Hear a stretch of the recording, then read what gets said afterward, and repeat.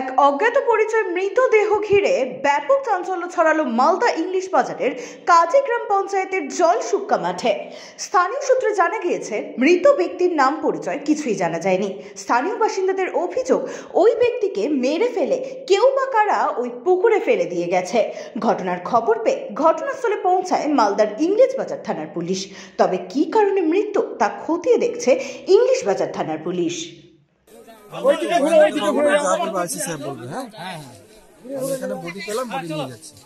জলের ডুবন্ত অবস্থায় ছিল। এখানে দেখলাম এটা পুকুরে অপরিচিত লোক, প্রায় মোটামুটি হয়তো 30 থেকে 40 বছরের বয়সের মতন এরকম হবে বয়সটা। কে বা কারা মেরে এই পুকুরে বা এখানেই মেরেছে না কি জানি না, সব জানি শুনতে মানে খবর পেয়ে আমরাও সব আসলাম, পুলিশ এসেছিলো, সব দেখতে আসলাম, দেখলাম বইটা এই পুকুর থেকে তুললো, এটাই। পুলিশ এসেছিলো, উদ্ধার করলো নিয়ে গেল। নাম কোথাকার আজকে ওকে জানা যায়নি। মালদা থেকে তন্ময় মাহারার রিপোর্ট, এক্সপ্রেস বার্তা।